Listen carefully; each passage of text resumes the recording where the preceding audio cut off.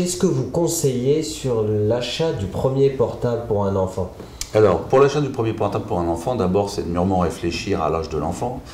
En règle générale, le premier portable arrive vers la 6e, mais on s'aperçoit que ça se rajeunit de plus en plus. Et pour l'achat du premier portable, c'est de signaler au vendeur que ce téléphone va être vers un enfant ou un ado, de façon à avoir un abonnement approprié à l'âge de l'enfant. Donc par exemple, d'avoir des forfaits bloqués, et en même temps une téléphonie qui ne sera pas tout azimut et pas forcément liée à Internet. Sachant que nos jeunes, quand ils utilisent leur portable, ne vont pas l'utiliser d'une façon comme nous on l'utilisait dans le temps, c'est-à-dire que la voix, le téléphone par la voix, c'est pas tellement leur truc que c'est SMS, SMS, SMS, SMS.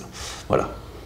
Si le parent opte pour l'achat d'un smartphone, c'est de paramétrer déjà le smartphone, d'enlever des applications dangereuses. Par exemple, le nom est barbare, in-a, A2P, qui est en fait la possibilité d'acheter sans le savoir.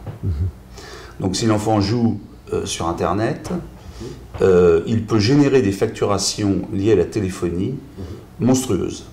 Alors, on pourrait avoir un téléphone relativement tôt avec Internet, puisqu'il existe des logiciels de contrôle parental sur les téléphones mobiles, et les tablettes d'ailleurs, qui permet de bloquer les sites inappropriés. Donc on va vivre dans deux mondes, le parent sera le gestionnaire du téléphone et l'enfant ne sera que l'utilisateur. Donc il aura un internet restreint, mais il pourra jouer, il pourra s'éduquer, il pourra téléphoner. Si les parents ouvrent ou ferment par exemple les réseaux sociaux, il aura ou pas le réseau social.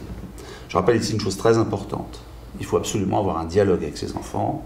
Ce n'est pas une punition, c'est simplement je suis ton père, je suis ta mère, donc je te protège. Voilà, c'est pas du tout dans l'intention de punition, et il faut que la discussion soit ouverte, parce que si l'enfant un jour vient voir ses parents en lui disant voilà, moi je suis bloqué, est-ce que tu peux me débloquer une partie? Il faut que le parent soit ouvert à cette discussion.